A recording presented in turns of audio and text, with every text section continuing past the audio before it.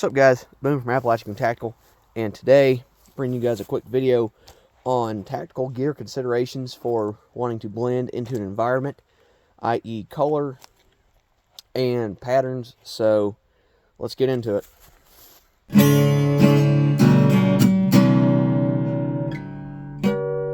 Alright guys, so before we get too far into the video, I do want to apologize in advance if I do sound kind of snotty. I'm kind of dealing with a upper respiratory infection. Of course, right before Christmas, that's always my luck. Anyways, so today I want to make a video on considerations for blending into your environment via good old-fashioned, cheapest shit there is, rattle can, camouflage paint. And I'm going to show you guys how I kind of incorporate these two colors into my gear and my rifle and anything else. And just to kind of show you guys how you can take something that is not quite the color of your environment, i.e. coyote, FDE, whatever, and turn it into something that obviously will work for your AO, i.e. what I've done here. So stick around and we'll get into it. Anyways, I feel like I should have cut the video there. But to show you guys what I've done, as you guys well remember, my TAPS chest rig that I made a video about a couple weeks back, or a few weeks back. As you can see, I have rattle canned this shit because coyote sticks out, or FDE sticks out like a motherfucker in my area where I'm at. So of course there's the previous color, there's the current. Should I do the back? Possibly. What I'm probably going to do here, just to show you guys for reference, is take these tabs here and tuck them down into the hole. That's what she said. And paint the back part of this molly, because let's say if any part of this is, I guess, moved around or anything of that nature, somebody could be like, hey, what's up with that odd spot, you know, and give away your location, which is no bueno. You definitely don't want that to happen, guys. Definitely don't want that to happen. So tucking that in, tucking this in. And I will say, for starters, when it comes to painting this stuff, it will be a little tacky at first. Even though, you know, it seems dry, but it'll kind of get tacky-ish. But if you can, just kind of prep it the best you can, either taping up stuff you don't want to be painted, i.e. Velcro, anything else of that nature. Just for, like I said, good measure, if you want to, guys. It's up to you. I'm not the boss, so I can't tell you what to do and what not to do. But, you know, we'll set, you know, this down here. Of course, move the rifle out the way. Whoo, couldn't have done that again. But I'll show you guys in a minute about the rifle, just for reference. And what I'll do is, if I can get the tripod stand up right. Come on, tripod. Piece of crap. This isn't the one I usually have used in the past. It'll work. See something here. There we go. Okay. So we got that. And I'll drop this down here a little bit. Get you guys closer to the level I'm seeing this at. Okay, it's pretty good. So, of course, you got your coyote here, here, here. So, what's the one thing you want to do? Get rid of it. If you're in a wooded environment like I am, southern Appalachia, primarily want to go with deep forest green with a touch of brown, because there are greens and browns around here. If you guys couldn't hear me over the clatter of that, depending on what time of year it is, southern Appalachia, North Carolina, Tennessee, there's a lot of kind of brown and gray undertones. But if you can take this deep flat or flat deep forest green Rust-Oleum paint, and you kind of mute some of the color with dark brown, it'll kind of add that grayish brown to it and also be green. So it's kind of more of an organic color tone, if you will. So just to show you guys what I did, the rest of the chest rig, I just kind of just took it, did a dust. Oh, missed the buckle. As you guys can see, it's gradually turning green. Now, if you guys have access to a heat gun or hair dryer, anything of that nature, I would recommend, if you want to kind of help cure this up a little quicker, just hell, steal your mom's hair dryer, go to town with it. That's what I've done in the past. But no, if you've got access to a heat gun, it'll help kind of cure the paint a little more evenly and efficiently.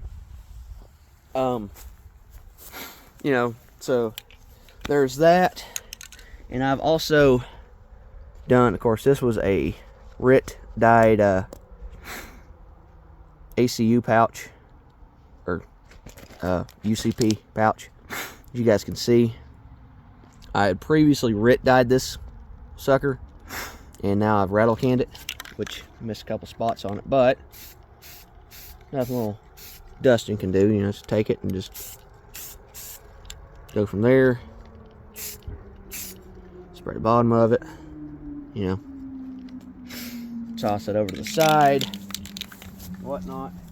Now, in the case of mag pouches, i.e. this is a Coyote single M4 pouch, comparing it to that, sunlight, that's going to stick out like a sore thumb. You don't want that. So, obviously this is a much more muted, what the hell's going on there?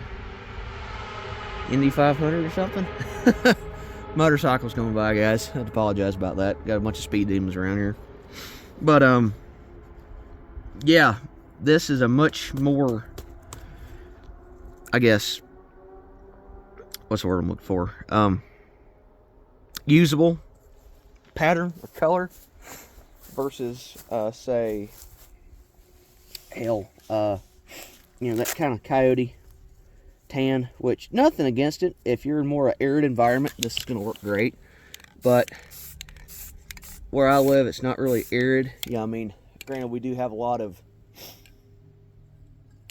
wooded areas between these, hillsides. They're kind of open-ish, and valleys. It's kind of a odd terrain around here. Hell, this terrain's older than dirt, just about literally. So, go figure with that. But just take that and get a little paint on your hands. Don't be afraid to get dirty. Just make something match a little more efficiently, if you will. And why did I sound like Sling Blade when I said that? And but yeah, guys, you really want to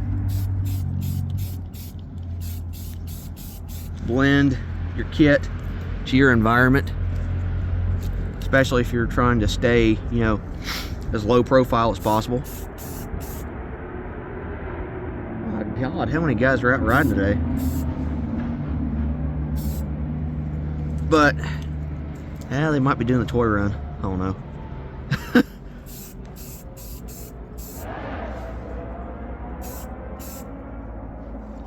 But just take this, take the pull tab, dust it, spray a little bit. And I know you guys can see on the camera as well as I can in person, the drastic difference between Coyote. You see, that sticks out like a freaking sore thumb. You don't want that. Especially if you're trying to hide, blend in, whatever you want to call it. Laying low. And of course, you will get dirty, but that's, small price to pay to make your gear match and blend. So,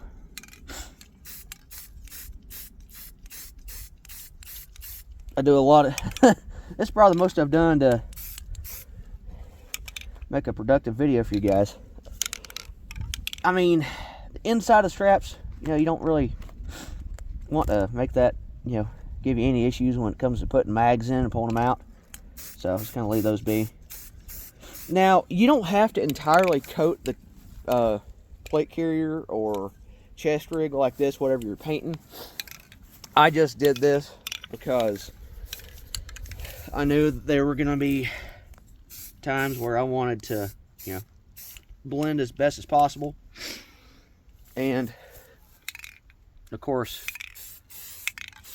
nothing's going to be completely like coated in paint.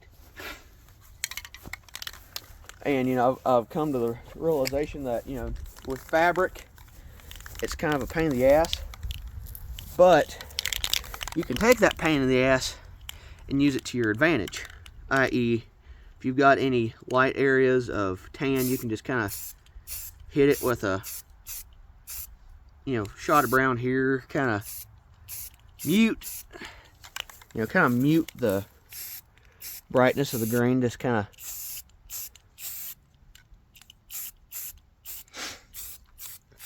do it around the edges. You know, any area, this sounds like a tactical Bob Ross video, but any areas that you think would be more prone to being worn down and whatnot. But the best, I guess the best comparison for you guys to see how well this paint can work, got the strap for the, oh, I don't fall over, for the taps. This is the painted side. This is the non-painted side. And just to show you guys, like freaking night and day different. I mean, this paint works wonders. It's like Frank's Red Hot. I put that shit on everything. From, oh God. Well, the most prevalent or most relevant usage of it, you guys have probably seen, is this rifle. Now, I'll make a video on this in the future, but I did go back to the carbine upper with a little extra twist to it. It's a FN barrel. It's one of the premium PSA uppers. And slapped a primary arms kill flash on the 1X SLX. Yeah, SLX 1X micro prism, just to add to the, I guess, I wouldn't say camouflage, but when it comes to considerations of your gear, either nighttime, however, this could be taken the wrong way by a lot of people, keyboard commandos, whoever, saying, oh, spray paint doesn't do that. Well, anything that absorbs light and doesn't project it or reflect it back to where the source is coming from, hell, even infrared light, I would consider that NIR compliant in a way. A lot of guys will talk about spray painting stuff that's not NIR compliant, you know, pouches, whatever, stuff that's made like with polyester, crap like that. And if you use flat spray paint like this, you know, non-reflective, take it for what it's worth, but it says ideal for hunting and camping gear, combine colors to blend with terrain. That's exactly what you want to do, is blend. I mean, hell, for a good example, I'll take this pouch right here, guys, just to show you how, I don't know if I should paint the back of this or not.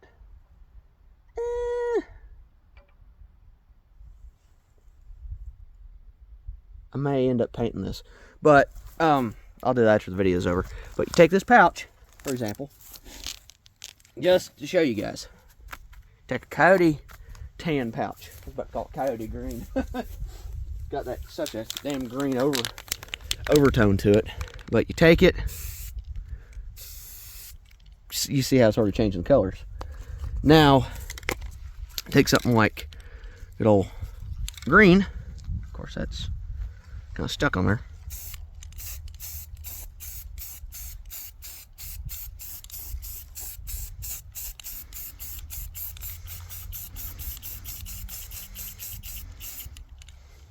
You know, kind of hit it with that. I know it's kind of a thicker coating, but if you give it just a couple minutes, it'll start to dry up. And then hit it with coat of green. You know, kind of that swampy color to it, if you will. Which, I mean, it's not going to be perfect, but what paint job is going to be perfect when it comes to camouflage? If it's too perfect, it's going to stick out. You kind of want to give it that organic kind of tone to it. Now, another way you can blend your camo pattern is take a piece of mesh, this right here. This actually came from 100 Concepts. And I've used that. Hell, I've used it on my rifle. Use it on the chest rig. And as you guys can see, used it on the buckle. Oh, it kind of came up better on the buckle, this IFAK pouch. But you can take it however, whatever pattern you want. Either blotch it, you know, kind of like do that number, or just kind of do like a tiger stripe, if you will, kind of a like that. Move it up a little bit. Do that so it doesn't completely go through. And if you get close enough to it, you can see it's kind of almost got a snakeskin pattern to it, which I think is really a good option for when it comes to camouflaging your gear. So there's that. And of course, as you guys can see, there is a pretty hefty mark on the grass now from spray paint, but